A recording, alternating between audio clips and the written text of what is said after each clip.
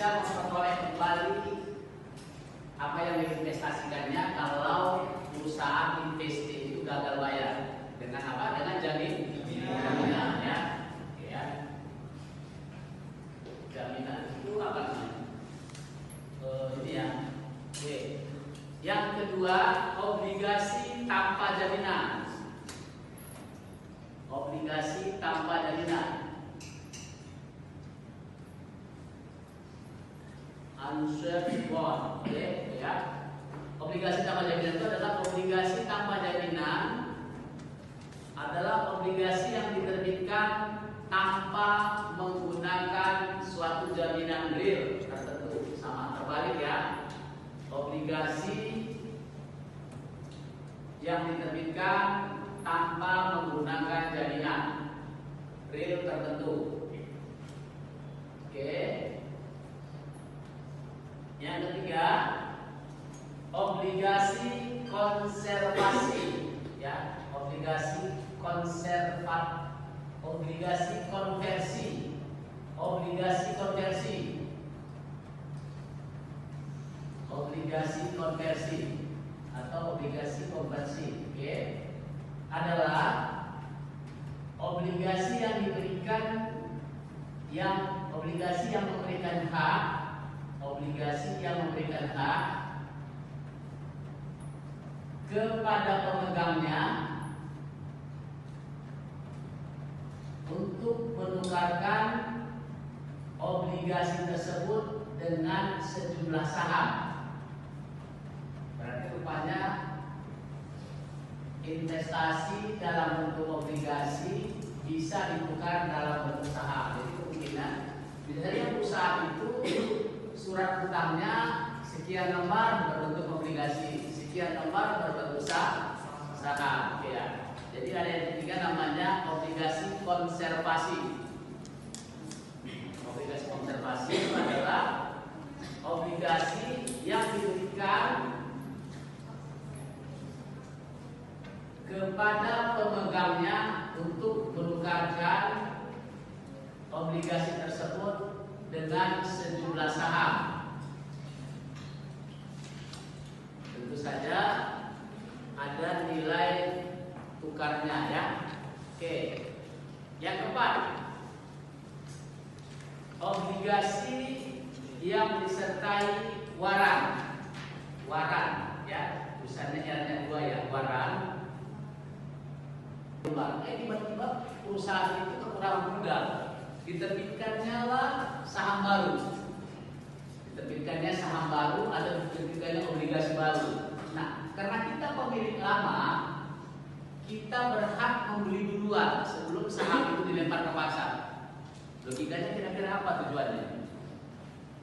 Kita orang lama nih, kita punya saham, tiba-tiba perusahaan itu butuh modal, diterbitkan lagi saham. Tapi karena kita orang lama, kita berhak membeli duluan saham yang akan diterbitkan itu. Kira-kira tujuannya apa? Saya mau mahasiswa itu berpikir logika. Kira-kira tujuannya apa? Banyak-banyak membaca. Jadi pemilik lama itu diberikan hak untuk membeli duluan. Tapi kalau memang ternyata pemilik lama juga tidak mau membeli, ya terpaksa dong dilempar ke pasar. Kira-kira gitu ya. Kira-kira tujuannya itu apa?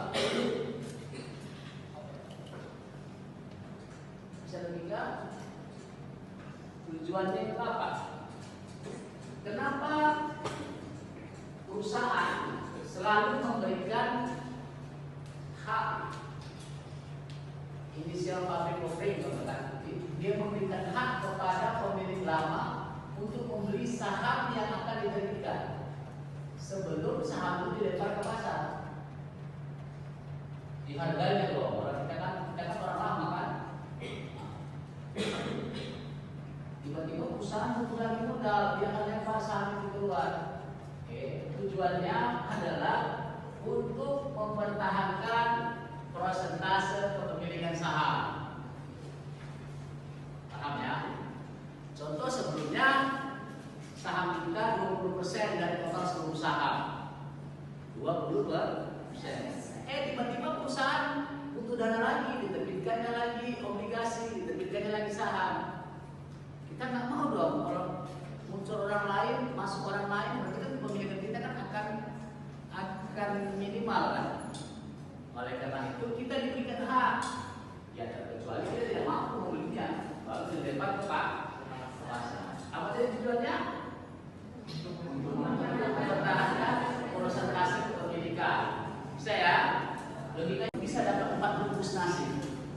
4 bungkus nasi. Berarti berapa satu bungkus nasi, berapa harganya? 5.000. Kalau di Medan, kira-kira berapa satu bungkus nasi?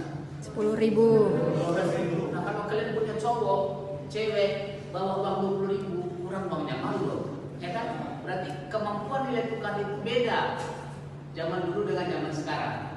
Pengaruhnya banyak, seperti inflasi. Itu namanya nilai tukar. Nilai tukar itu berarti apa? Kemampuan uang ditukar dengan barang atau jasa.